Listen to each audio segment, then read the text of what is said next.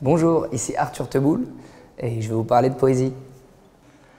Mon rapport à la poésie est assez lointain parce que je suis devenu chanteur par accident parce que j'écrivais des poèmes enfant, enfin adolescent. Au lycée, c'est ce que je faisais la plupart du temps et en classe, quand on s'ennuyait, je les disais à des camarades qui sont les camarades de mon groupe aujourd'hui, Chatterton. Donc, c'est l'amour des mots, le plaisir de la découverte des assemblages, des associations déconcertantes de la langue qui m'a amené au chant en fait.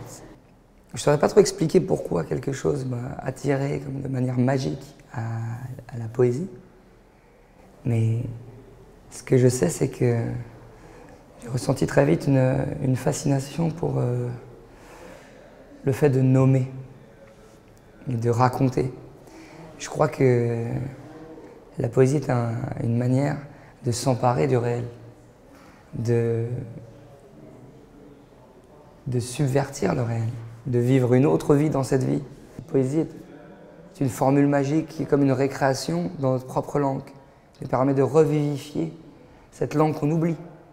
Comme il y a les lieux communs, des expressions de tous les jours qu'on a tellement vues qu'on oublie de les regarder. C'est toujours cette manière de regarder d'un œil neuf ce qui est là devant nous. Et le métro, j'emprunte toujours le métro, quoi. Je suis toujours en métro, depuis toujours. Et c'est aussi un endroit où je trouve l'inspiration, pour le dire un peu grossièrement, parce que j'aime ce mouvement, j'aime les transports pour écrire et aussi être au milieu de nos semblables. Je trouve toujours une belle manière d'inventer. Je suis francilien, je suis parisien depuis toujours. Donc c'est une émotion particulière parce que vraiment ça fait longtemps maintenant qu'il y a dans les rames des poèmes. Et donc il suffit de lever la tête pour les lire. Et donc ça fait des années que je vois des poèmes écrits comme ça. Je ne pensais pas avoir les miens écrits dans le métro.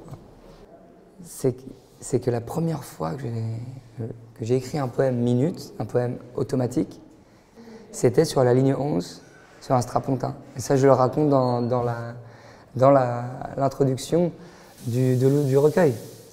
Je dis voilà, je peinais à écrire, j'avais cette angoisse qui me pesait parce que c'est un endroit où je mets mon ambition, donc forcément il y a quelque chose de lourd. Et je me suis dit laisse-toi aller, écris ce qui te passe par la tête. C'était sur la ligne 11.